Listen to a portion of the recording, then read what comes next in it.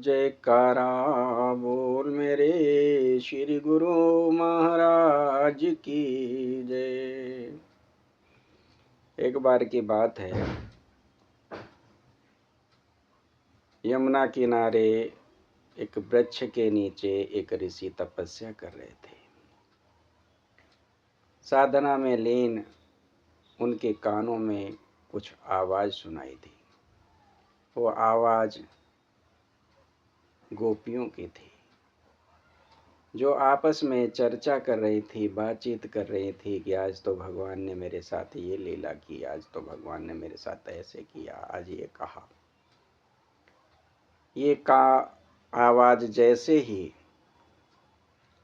ऋषि के कानों तक पहुंची तो उन्होंने गोपियों को पास बुलाकर पूछा,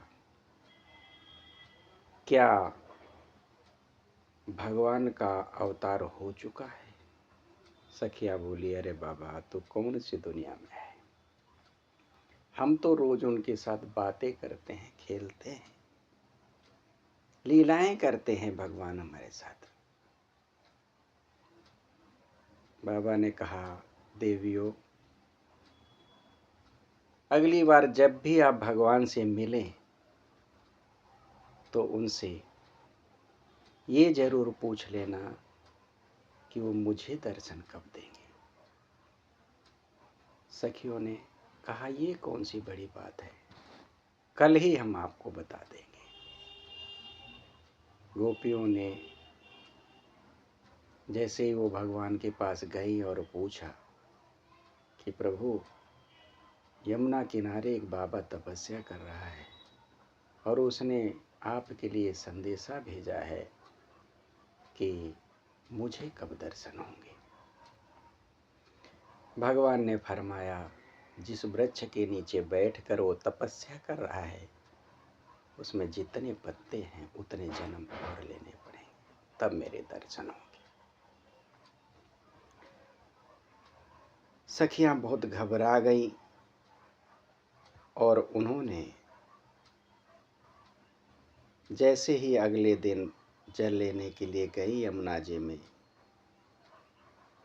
थोड़ा सा साइड से आराम से निकलते हुए, लेकिन बाबा इस इंतजार में थे कि भगवान का संदेशा मेरे लिए कब आएगा। उन्होंने गोपियों को फिर बुला लिया। गोपियां थोड़ा घबराई हुई बाबा के पास गई। बाबा ने पूछा कि प्रभु ने, भगवान ने मेरे लिए क्या संदेशा भेजा है?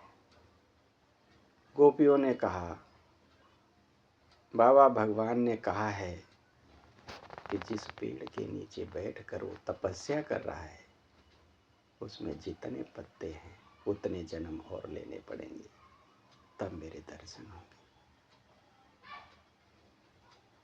इतना कह करके वो सखियां चल दी और बाबा के कानों में जैसे ही ये आवाज पड़ी कि मुझे दर्शन होंगे तो सारी बात भूल गए और उठ करके नाचने लगे कि मेरे प्रभु ने मुझे अपने दर्शन देना स्वीकार किया है, मेरे प्रभु ने मुझे अपना दर्शन देना स्वीकार किया है। ऐसा कह कर के वो भगवान के ध्यान में इतने लीन हो गए, रोने लग गए कि मेरे प्रभु मुझे जानते हैं और उन्होंने मुझे अपने दर्शन देना स्वीकार किया है। वो इतने मस्त हो गए और नाचने लगे, रोने लगे और नाचने लगे, अश्रु प्रवाह होने लगा आंखों से। भगवान से रहा ना गया और दौड़े दौड़े चले आए।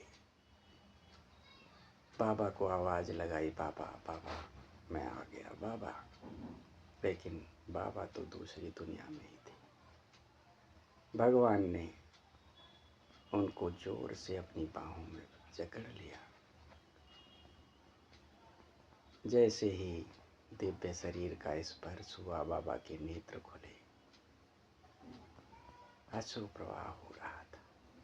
तब तक सखियां भी जल लेकर वापस आ गई। सखियों ने कहा, कन्हैया तुम तो बड़ा झूठे हो, मुझे तो कहते हो कि इतने जन्म और लेने पड़ेंगे, और अभी हम वापस भी नहीं आ पाए, आपने इन्हें दर्शन दे दिए।